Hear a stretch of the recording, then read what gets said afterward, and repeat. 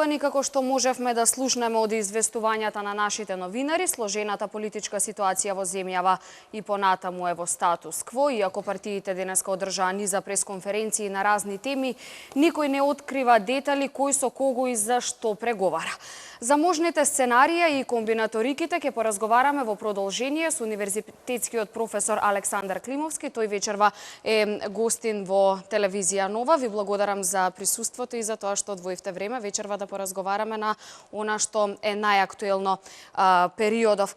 Очигледно е, професоре, дека во овој период главниот играч некако се чини дека е ДУИ. Кои се вашите размислувања, што не очекува во неделата што следува, бидејќи веќе и можевме да слушнеме дека викендов е некакво затишје. Нашите информации говорат дека се очекува во текот на следната недела Македонија да добие влада. Дали и вие очекувате такво нешто и кој ќе ја формира? Очекувам да продолжат преговорите.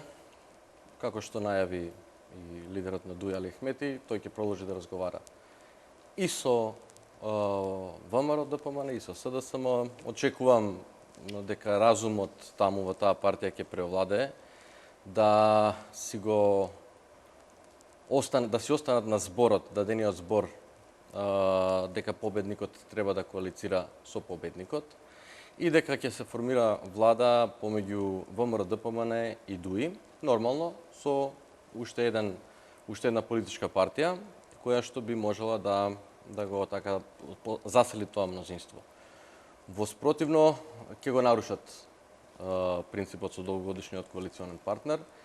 Практично ќе го погазат својот збор кој што треба да вреди, особено помеѓу политичарите, и ќе влезат во една непринципиелна преговарачка ситуација со СДСМ за формирање на некоја влада која што не била неприродна влада, влада која што нема некоја посебна заедничка платформа, влада каде што ќе седи од едната страна политичка партија која што откинала електоратот од другата политичка партија која што треба да му биде коалиционен партнер, кој што се закануваше во предизборието и претходно, дури година дена претходно, дека се работи за криминална партија, тендер партија, објавуваше снимки за нив, пушташе на слободниот пазар и така натаму. Така што затоа велам дека таа да речеме коалиција помеѓу овие две партии би била неприродна.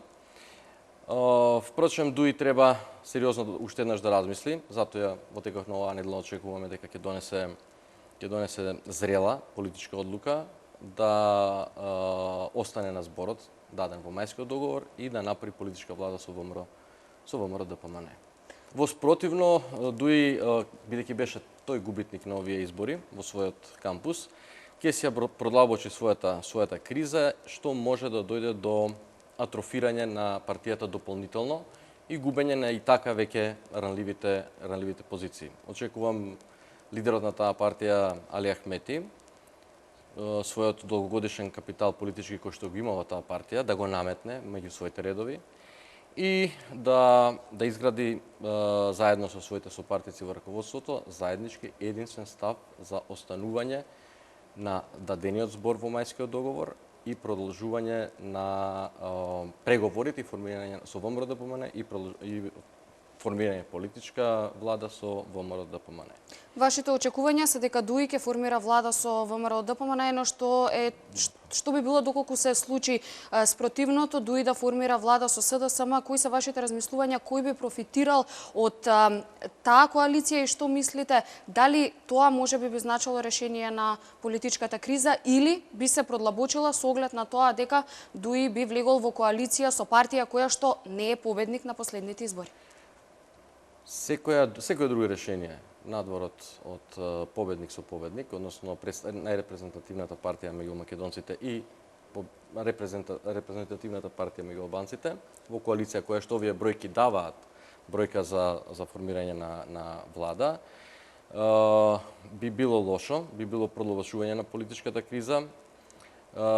Не сме Македонија да биде заложник на една политичка партија со десетина пратеници, ниту пак на агендата на господинот Зоран Заев и СДСМ за реализација на она што го има дадено во албанскиот кампус, од каде што извлече гласачија, тоа е федерализација и воведување на двојазичност.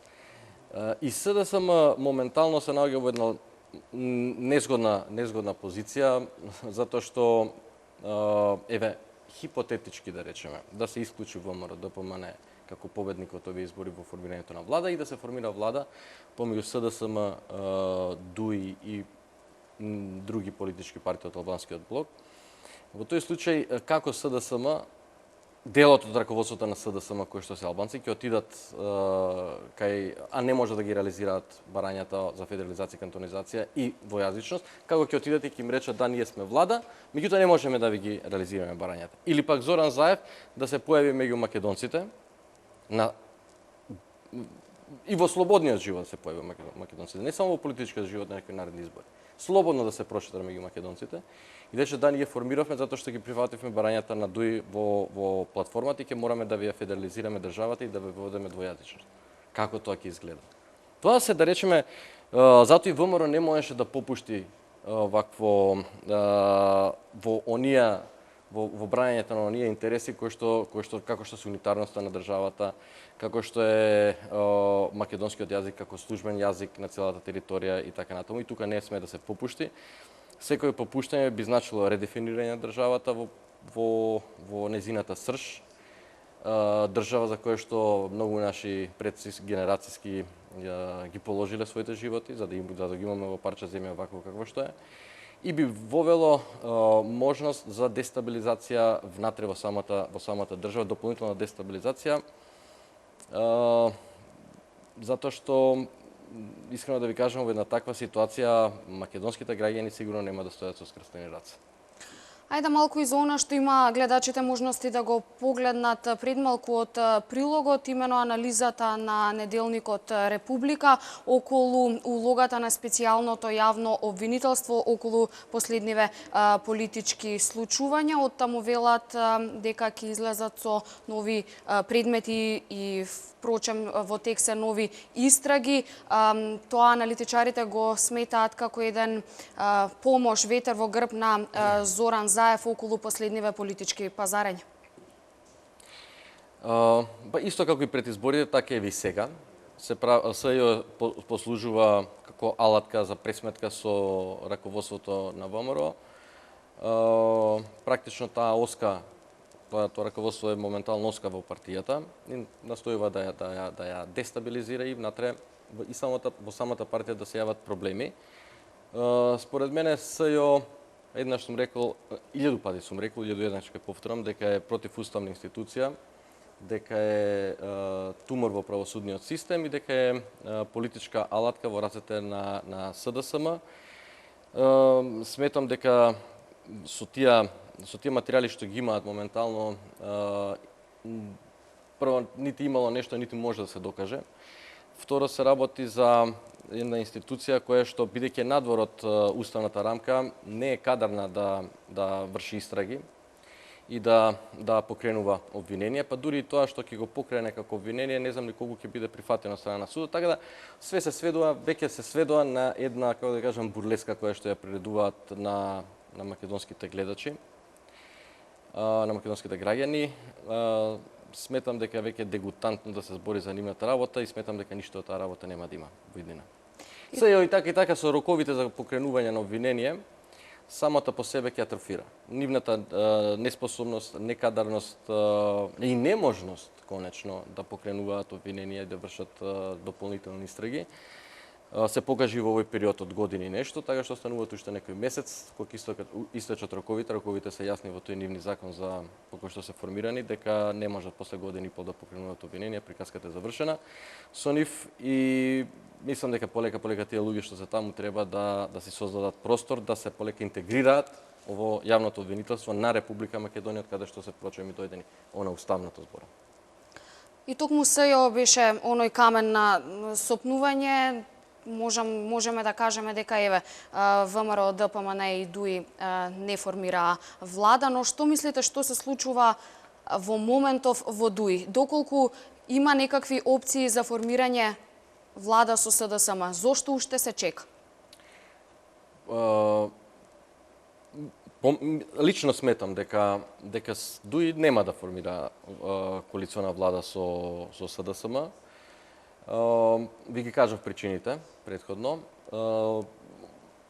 Кои се Тие игрите внатре сега? го побара изјава на Зоран Заев, пошто знаете дека зборот кај Зоран Заев не вреди, дека еднаш даден збор утре дента, па дури не треба ден да помине, се напушта.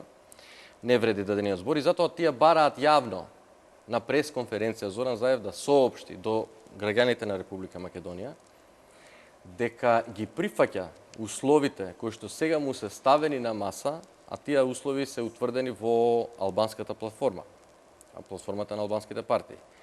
Да го даде зборот јавно, за да после не може да овакво избегне и да каже не реков така. Бидејќи тие преговори од затворени врати се преговори каде што не знаеме што се разговара, нели? И таму може Зоран Заев да вети сега на крај ништо да не ми исполни. Меѓутоа повторно ќе ви кажам, како и да е свртите топката. Таа работа за коалиција помеѓу ДУИ и помеѓу СДСМ не може да успее. Повторно ви кажам, таму во раководството на СДСМ имате и албански елемент. Ако успее, тој албански елемент треба да се обрати до гласачите, тие 60-70 илјади гласачи кои што треба да им ги испорача фактурите за гласовите кои што ги дадоа. 70.000 гласа не се малци. Тоа во општини каде што да речеме, како што се Сараја, Рачиново, Грчици, така натаму, каде што се акламативно албанците со 100% гласа за СДСМ. А не ќе може да им ги оствари дадените ветувања. Или да отиде повторно, ќе ви кажам, Зоран Заев во македонскиот дел. Како ќе помине? Кога ја дал федерализацијата, он се ги прифатил барањата на вакво албанските партии дадени во платформата и да ја редефинира државата за која што нашите предци ги оставале коските и ги животите за нејзи. Мислам. Тоа е само за крај, во интерес на времето, извинете, ќе да привршуваме, веќе не очекуваат и други теми во овие вести.